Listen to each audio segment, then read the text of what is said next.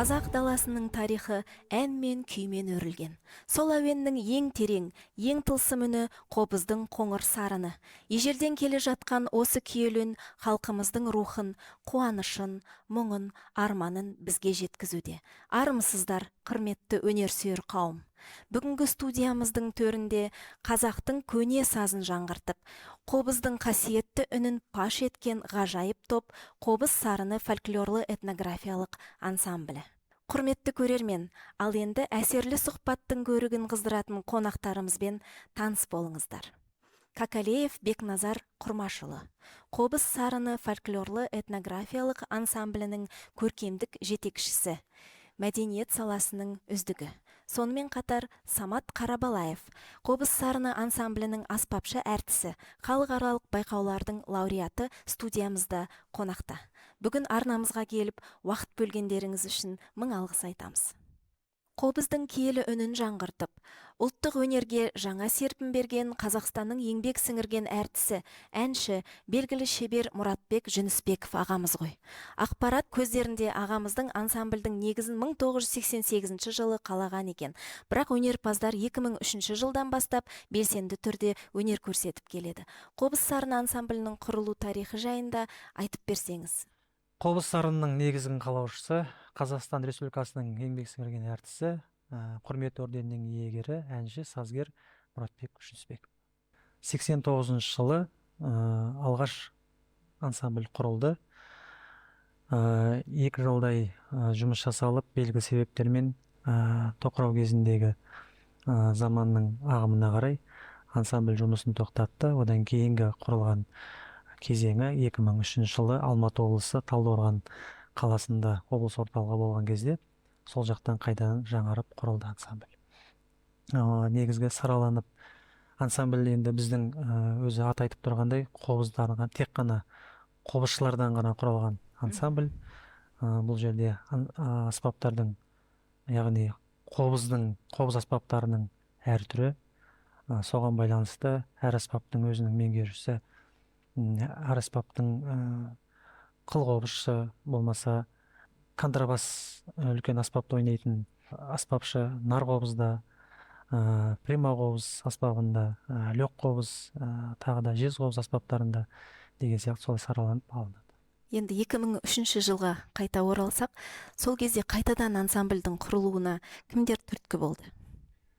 Жаңағы басында айтып өткен қобыз сарынның құрушысы, негізін қалаушысы Мұратбек ағамыз сол Алматы облысы, Сүйінбай атындағы Алматы облысы филармония Талдықорған қаласына көшіп барғаннан кейін сол жақтан ансамбльдің құрылуына ол кісі көп еңбек сіңірді. Қасында жолдасы Зере Есенқызы екеуі бірлесіп жүріп, осы аспаптар өзінің, сол кісінің қолынан шыққан, осы аспаптарды өзі жасап алып шыққаннан кейін өзінің баласындай көрген аспаптарды. Өзде шебер болған ғой демек. Негізгі мамандығы әнші, дәстүрлі әнші Жүсіпбек Елебековтің шәкірті. Әншіліктен қоса жанама өзінің қол өнер шебері болған. Қазақ музыкасына аспаптар 15 шақты аспаптарды біздің қоржынымызға қосқан десек те болады, қателеспейміз. Сол кісілер еңбектеніп жүріп, сол филармониядан жанынан қобыз сарыны ансамблін қайтадан құрап, сол жерге кәсіби музыканттарды шақырып. Сол алғашқы құрамын айтып өтсеңіз, кімдер болды алғашында? Өзіңіз болдыңыз ба сол жылдары? Алғашқы 2003-те құрылған кездегі примақобызшы Айнаш Қабекенқызы, Қайрат Байгенженов, сонан кейінгі Ерлан Манасаров, Дамир Абашев жігіттеріміз, сол жердегі қыз жігіттер, Айгүл Станбек деген қызымыз бар, тағы да бірнеше әртістер бар. Ол кездегі құрамы 11 адам болған. Қазіргі кезде ше? Қазіргі кездегі құрамы 6. Демек, бастапқыда примақобыз болды дегенге мен таңғалып отырмын. Қазіргі кезде де примақобыз бар ма? Негізгі бастапқы кезде примақобыз бар. Сосын бізде бұрыннан келе жатқан аспап сазген аспабы бар. Яғни қазіргі күні де бар, иә, ол аспап сіздерде? Аспап бар, бірақ қазір қолданылмайды. Прямо Оның себебі неде екен? Осы сазген аспабын көп көре бермейміз қазір, иә? Ешқай ансамбльде қолданыста жоқ деп айтуға болады. Ешқандай ансамбльдерде сазген аспабы еш жерде қолданылмайды. Ол негізі біздің инструменттердің, аспаптарымыздың ішінде бар сазген аспабы. Мұратбек аға өзінің қолымен жасап шыққан аспабы. 3 шекті. Негізі алдағы жоспарымызда сол сазген аспабын өзіміздің мүшемізге, ансамблімізге қосамыз деген іске асса қуанышты болатын едік. Өте бұйыртса жақсы. көрсетерміз. Қазіргі кезде енді аспаптың қанша түрі, қандай түрлері бар қобыз аспабының? Біздің енді қобыз сарының өзінің үлкен ең бірінші аспабымыз ол нарқобыз.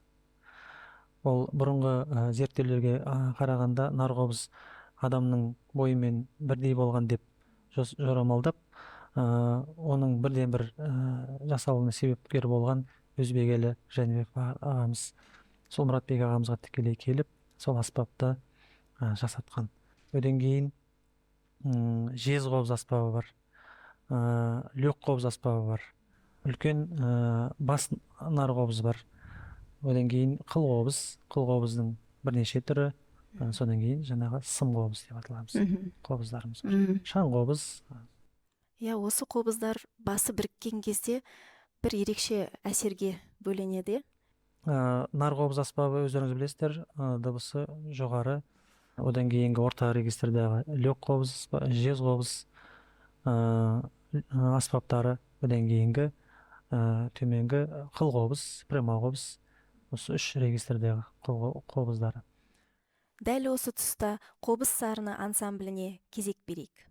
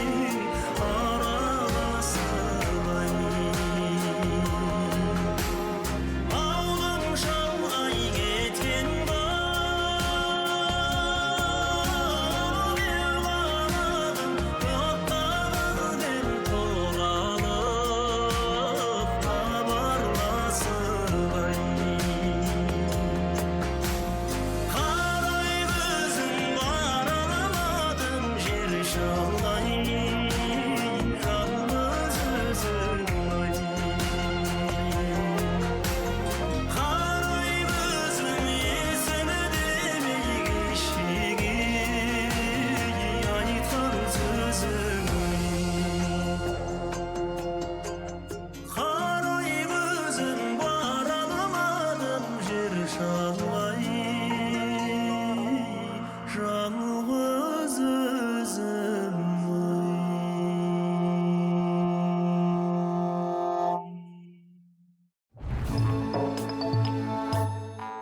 Репертуар жасақталуда қандай қиындықтар туындайды? Себебі енді бұл жерде енді бас қобыздың рөлін нарқобыз ойнайды, иә? Ішінде прима қобызда барлық тембрлер қамтылған демек. Репертуар жағы енді өзіміздің қобыздың төл аспабымыздың күйлері, Қорқыттың күйлері, ықыластың күйлері, сол репертуар жағы күйлермен қамтылған ең басты. Одан кейінгі қазіргі композиторлардың өңдеулеріндегі шығармалармен қамтылған. Қандай жас композиторлар қазір қобызға көбіне бет бұрып жүрген композиторлар? Жас композиторлардан бұрын біздің бергі қобызшы Әлқуат Қазақбаевтың шығармаларын өңдеуде. Одан кейінгі біздің репертуарымызда Дулат Байзілдаевтың жазған бұл негізі фольклорлық аспаптарға жазылған. Біз соны өңдеп өзіміздің қобыз аспабына жасаған. Өңдеумен кім айналысады? Өзіңіз айналысасыз ба? Өңдеумен біздегі қазіргі уақытта Айбол Құдайбергенов бұрынғы уақытта 2003-те құрылғаннан бастап сол кездегі біздің репертуарларымызға көп еңбек сіңірген Марат Бердіғұлов ағамыз сол аспаптардың барлығына өз шығармаларын және де басқа шығармаларды өңдеп осы біздің қобыздарының қоржынына біраз күйлерді, әндерді толықтырып берді. Демек, мына дәстүрлі күймен тоғысқан заманауи сарындағы шығармаларыңыз бар ма?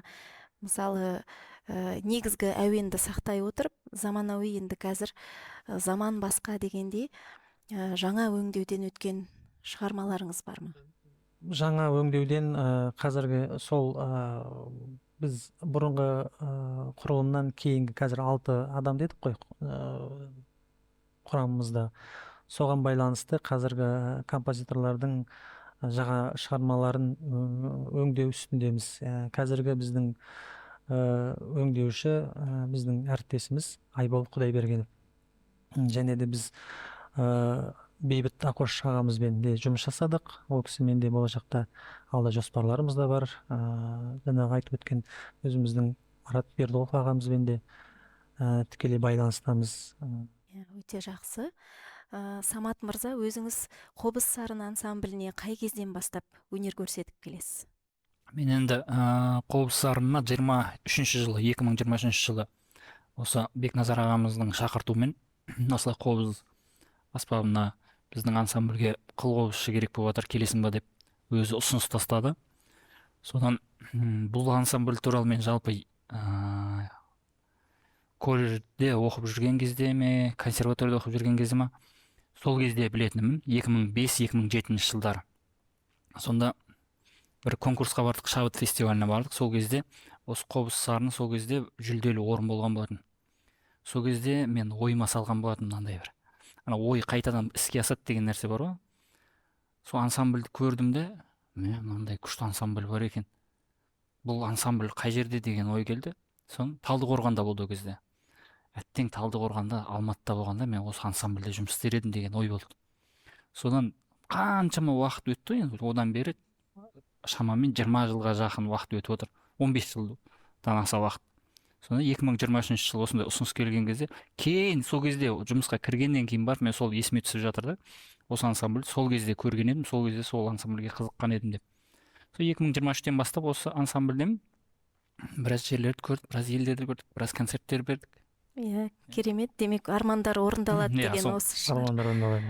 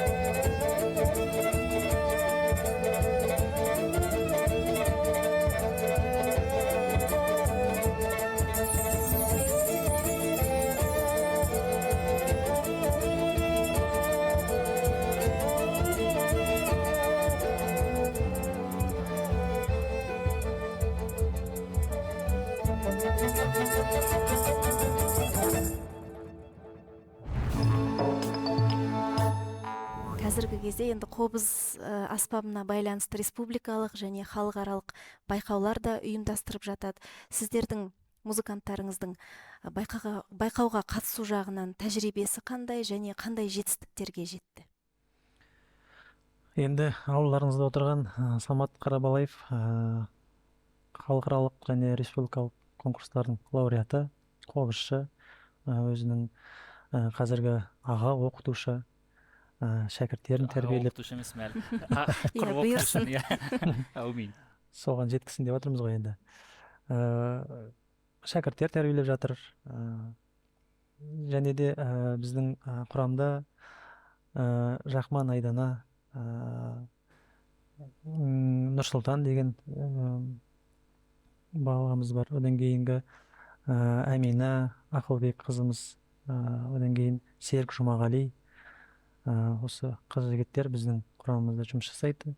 Барлығы халықаралық республикалық конкурстардың лауреаттары, өздерінің мамандықтарының жақсы меңгерген жақсы музыканттар. Қазіргі таңда ешқандай қиындықсыз біз ансамбльдің репертуарлар жағынан да, жалпы ойнау тәжірибелік жағынан да жақсы көрсеткіште. Уақыт өте келе енді күрделеніп бара жатыр ғой. Әр аспаптың репертуары да өзіне сай. Сол себепті біздің жастарымыз алғыр дейсіз ғой. Енді қазақтың музыка өнерінде аймақтық ерекшеліктер болады. Қобыз сарыны ансамблінде көбіне қай аймақтың шығармалары басым? Аймақтың шығармалары біздің енді жалпы өзіміздің бағана басында айтып өткендей, біздің өзіміздің төл қазағымыздың күйлері, қобызымыздың күйлері, Қорқыттың, Ықыластың басында айтып өткен сол жағынан бізде басымдау. Өзінің төл шығармаларымыз басымдау, қазақтың шығармалары, қазақтың қазіргі композиторлардың шығармалары басымдау. Енді қобызбен ән айту көне түркілер заманынан бері бастау алып келе жатыр. Осы дәстүрді ансамбль қаншалықты сақтап келеді қазір? Біздің Мұратбек ағамыз өзі шебер әнші дедік қой. Өзі де айтқан ғой. Шебер.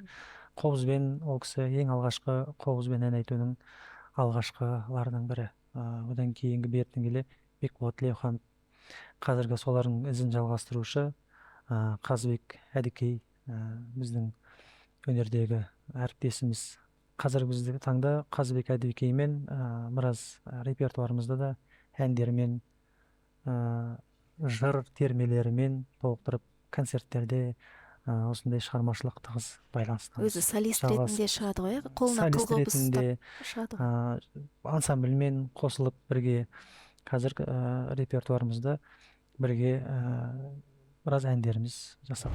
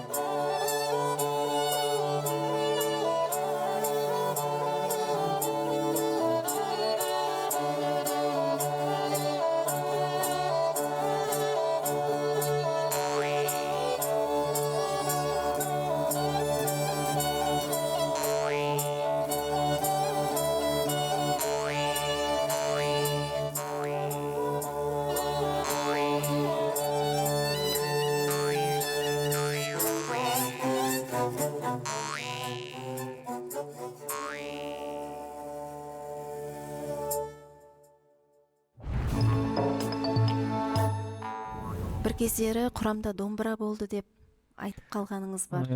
Иә, бір кездерінде біз енді заманның талабы дейміз ба, қазіргі концерттерге, әр жерге гастроль сапармен барған кезде де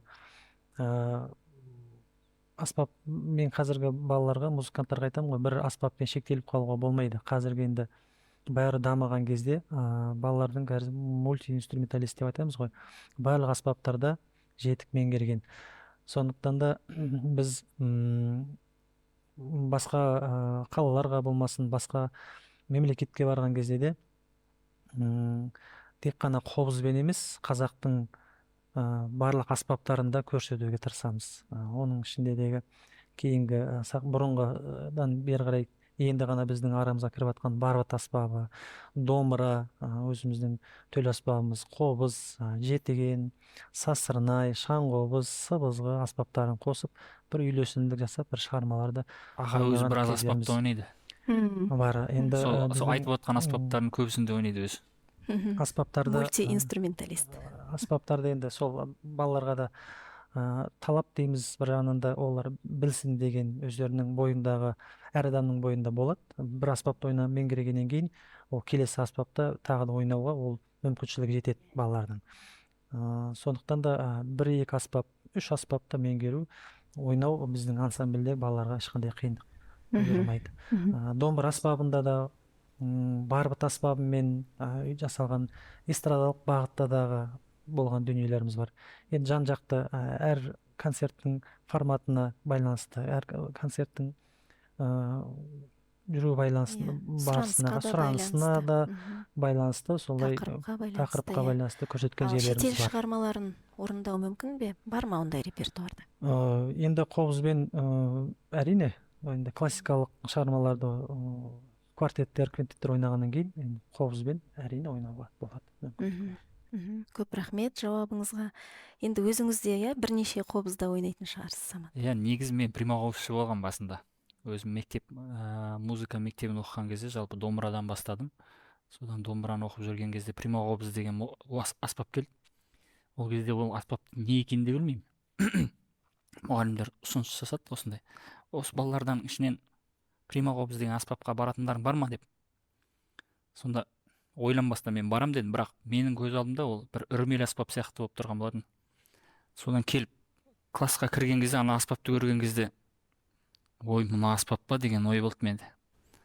Содан тұрып примақобыз ұстап бастап оқыдық. Содан 5 жыл сол жерде оқыдық. Одан соңғы осы 9 классқа келген кезде бір қылқобызшы мұғалім келіп қалды. Құдай өзі кездестіріп тұрған болып тұр ғой.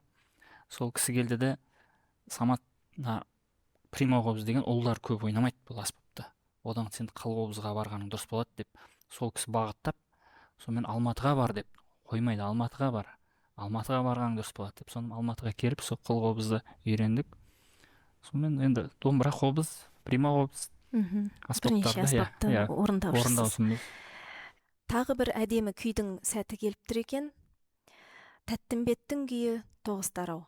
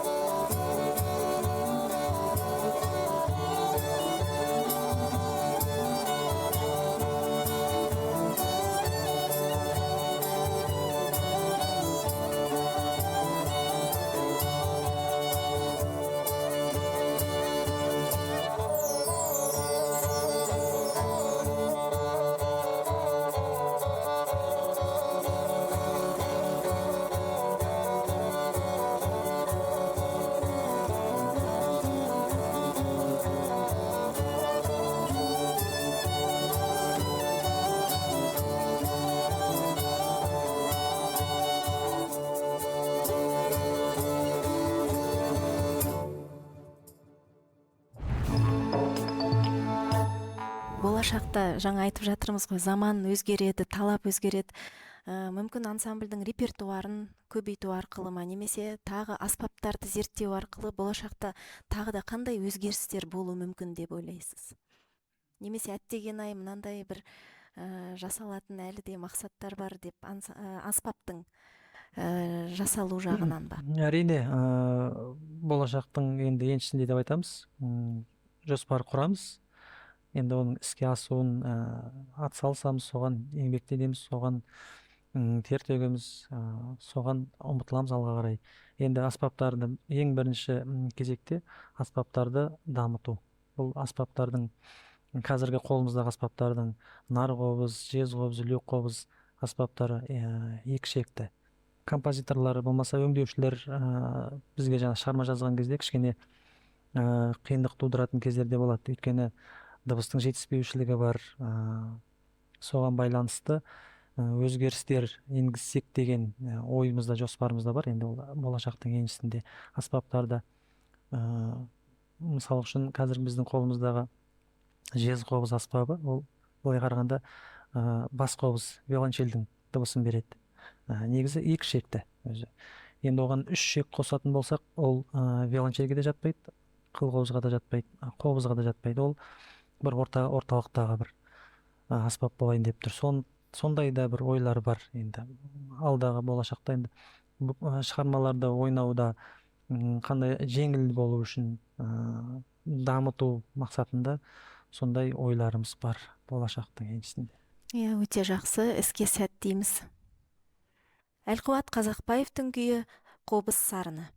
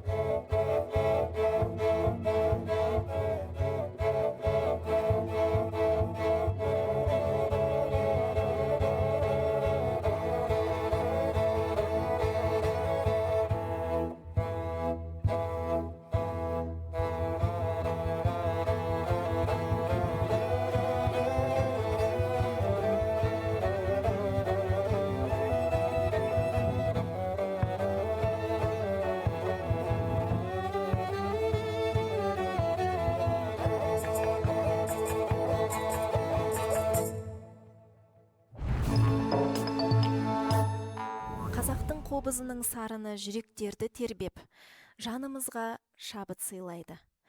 Қобыздың тылсымда сиқырлы әуені қазақ халқына сүйіспеншілік пен үміт әкелсін. Әлем сахнасында жаңа жетістіктерге жете беріңіздер демекпіз. Бүгінгі сұхбатымызға келіп, уақыт бөлгендеріңізге мыңда бір алғыс айтамын. Рухани кодымыз өз жүрегімізде екенін ұмытпайық. Келесі кездескенше сау болыңыздар.